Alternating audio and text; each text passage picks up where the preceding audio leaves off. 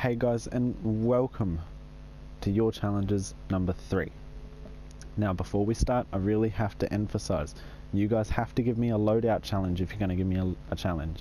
It can't be pistols. I might start another segment where you guys give me a specific challenge, like for example 20 kills with the Calibri or 25 with the US trench knife. I'm very willing, okay? But you guys need to, with this segment, just use loadouts for me, okay? Just to get the channel going so we can still do this awesome thing. Now this challenge today, because he was the only one that gave me an actual loadout, I'm sorry to the other guys. If you give me a loadout, I will do them, I promise. But this one comes from LBR Gaming, or Gamer, I keep getting it mixed up. Okay, so he wants me to do the Selbstlader. I set it up before I started recording. The number 3, rifle grenades. He didn't say for the second one, the second gadget, but he also gave me impact and melee, and trench mace, sorry. So my objective is 25 kills. If I don't get 25 kills, he has dared me to either, I think it was drink shots or push-ups. Not drink push-ups, but do push-ups. So we will find out what he wants me to do. But for now, I'm going to sign off and let my history class take place. I will see you all toward the end of the video. Thank you for clicking, by the way. I really do appreciate all the support that you guys are giving me. Really can't wait to grow this channel even more. It's really been a fun time. So without further ado, I will see you later on. Bye. Hey guys, see, I told you I wouldn't even be long. Don't even worry about it. You guys stress too much, eh? Tell ya. Alright, let's get right into it. Before I start though, I'm just going to remind you one more time, please remember to make sure that you leave a loadout, not a comment with just one knife or one pistol. I'm willing to put in a new segment if that's what you guys want, but for now we'll just keep it with this. I got to do some thinking. I got to do some thinking about how to make it not so similar to what I'm doing right now. So if you give me maybe a week, I can try to organize something, but for now we'll just keep it at this. Alright, so let's get into the history of this, yeah? So we'll start off with the Mauser Selbstlader M1916. Now, by the name, this is developed by Mauser, so German origin, in 1915 to 1916. No, sorry, it was designed in 1915 and ended, the production started in 1916, ended shortly after 1916, so it only lasted about a year. The overall length was about 45.3 inches or 115.1 centimeters. Weight empty, so when there's no bullets, it would have weighed 5 kilos, which is pretty dope. Like for a gun, I always thought guns would be really heavy, but obviously not. Alright, 20 round detachable magazine, which is pretty cool. The Mauser Selbstlader M1916, officially known as the Selbstlader Karabiner Mauser M1916, M1916 by the Bullen und Zeppelin Truppe. Okay, so Balloon and Zeppelin Troop, or the, oh god, you're gonna laugh at this, ready? Fliegerkarbine, so Fliegerkarbine 15, by the German Air Force, is an early German self-loading semi-automatic rifle. Let's go into the history of it now. The Selbstlader was issued in 1916 with multiple 20-round magazines. The rifle was able to put out high volumes of fire, impressive for its time. However, only 1,000 were made due to manufacturing costs, reliability issues, and its punishing recoil force. So only 1,000 were made. And I know that people still have these guns. Like, they weren't reproduced or anything like that. At least not that I think anyway. To replace the weapon, Mondragon rifles, these are in Battlefield as well, were acquired by the German army and pushed into service. Interestingly enough, the Mondragons were plagued with even more problems than the already unreliable Selbstladers. But the Germans decided to go ahead and use them anyway. Every Selbstlader was replaced by 2 Mondragons. Mondragoon. I don't know how to say it properly. There's like a dash above the O. And by then the Selbstladers were largely phased out of service. Okay.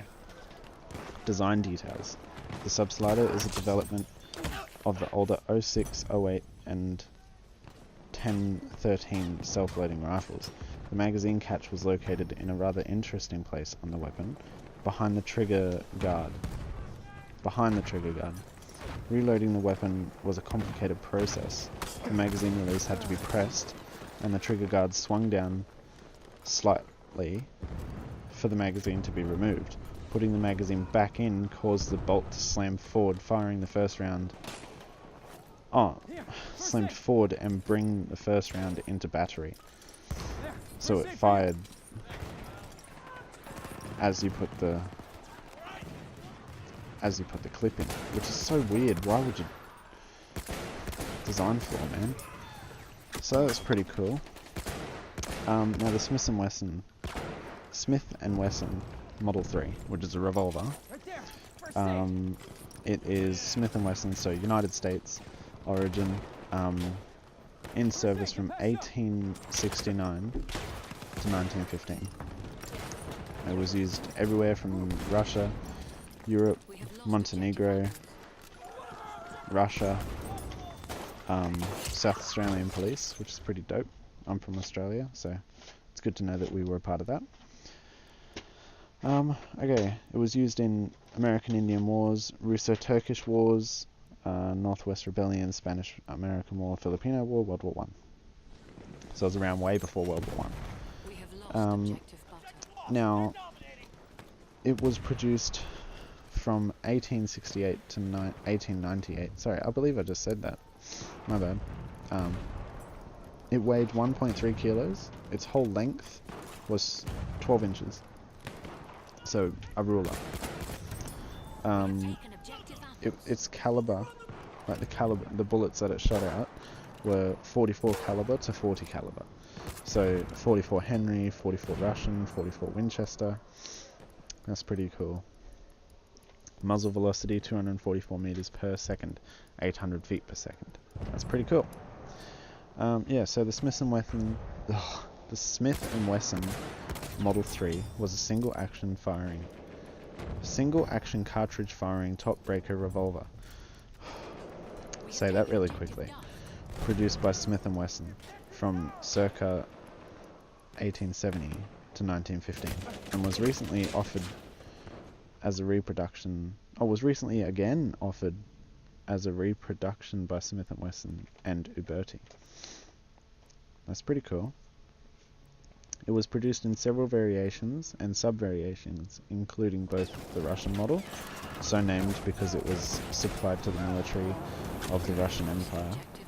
41,000 number 3s were ordered in 44 caliber by the Imperial Russian Army in 1871. Wow. Also Major George W. Schofield, who made his own modifications to the Model 3 to meet his perceptions of the cavalry's needs. Smith & Wesson incorporated these modifications into the 1875 design they named after the Major, planning to obtain significant military contacts for the new revolver. Okay. So they clickbaited a gun.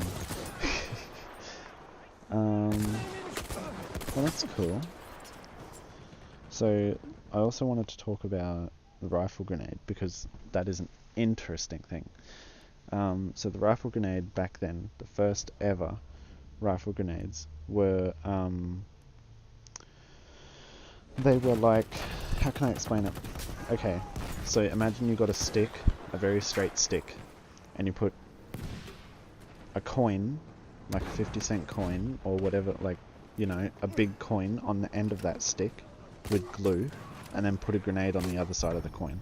That's exactly what it looks like, okay? That was the first ever one, and they would shoot blanks out of their gun, and the gas from the explosion would push the grenade. So what they would do, they would plant their gun in the soil, pull the grenade, fire the gun, and the grenade would fly off. Kind of like modern grenade launchers, you know, the handheld ones, the backpack ones. So very similar to that.